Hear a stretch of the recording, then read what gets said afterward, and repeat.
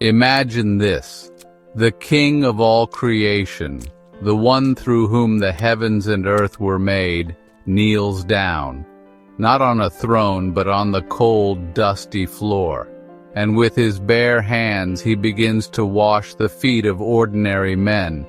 This isn't just an act of kindness. It's a moment that shattered the world's idea of power, status, and leadership. In this one gesture, Jesus redefined what it means to be great and what it truly means to love. Today, we're going to dive into one of the most humbling and profound events in the entire Bible: Jesus washing his disciples' feet at the Last Supper. Stay with me, because this story is about more than just ancient customs. It's about the posture of your heart, the nature of true leadership, and the pathway to eternal life. Let's set the scene. The moment takes place in John chapter 13 during what we call the Last Supper.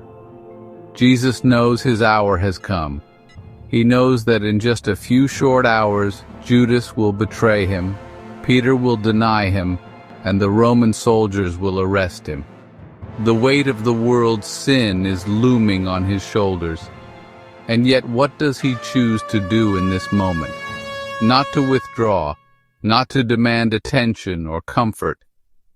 He gets up from the table, lays aside his outer garment, ties a towel around his waist, pours water into a basin, and starts washing his disciples' feet.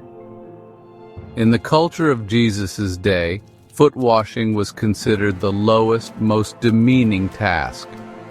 Roads were unpaved, people wore sandals, and the streets were littered with dirt, mud, animal waste, and debris. When guests arrived, a servant, often the lowest-ranking one, would wash their feet. But here, the master himself becomes the servant. This act wasn't random. It was calculated, symbolic, and deeply spiritual. Jesus was demonstrating that true greatness is found in humility and service.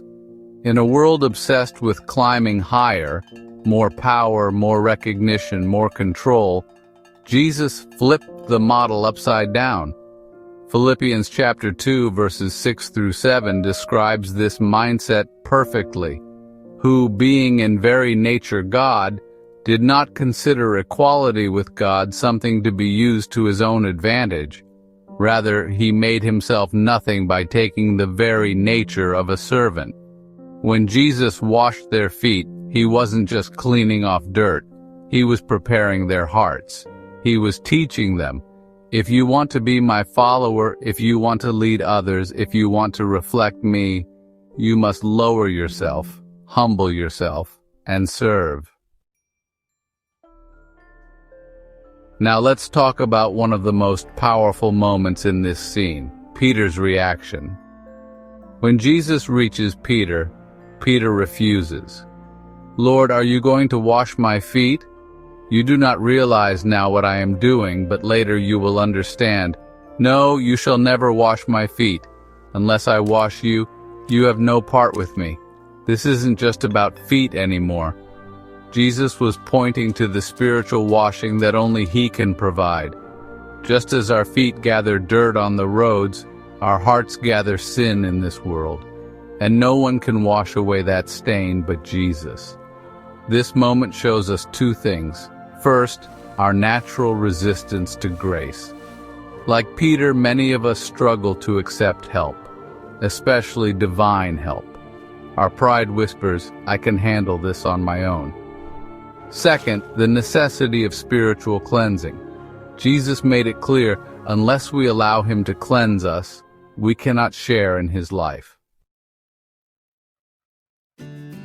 Washing the disciples' feet wasn't only an example of humility, it was also a symbol of salvation. The water represented cleansing. The towel represented the complete removal of sin. And the timing? Well, it was right before the cross. That was no accident. This scene foreshadowed the greatest act of cleansing in history, when Jesus, by dying on the cross, would wash away not just dirt, but the sins of humanity. In fact, when Jesus said, "Unless I wash you, you have no part with me," he was speaking to all of us. Salvation is not about what we can do for God, but about what he has already done for us. After Jesus finishes washing all 12 pairs of feet, he returns to his seat and asks, "Do you understand what I have done for you?"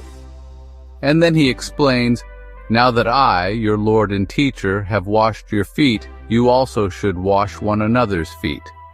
I have set you an example that you should do as I have done for you." In other words, the Christian life is not about titles or positions or self-promotion. It's about servanthood.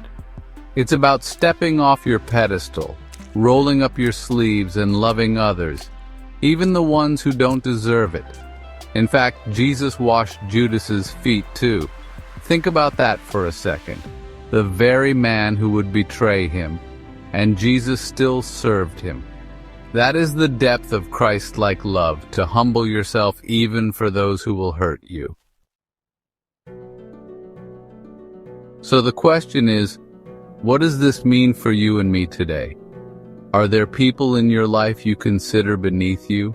Are there situations where you cling to pride rather than choose humility? The world teaches us to climb ladders. Jesus teaches us to climb down. True love is not about feelings. It's about action. It's about washing feet in whatever form that takes, forgiving someone who hurt you, helping someone who can never repay you, serving in silence when nobody is watching. This is the heart of the gospel.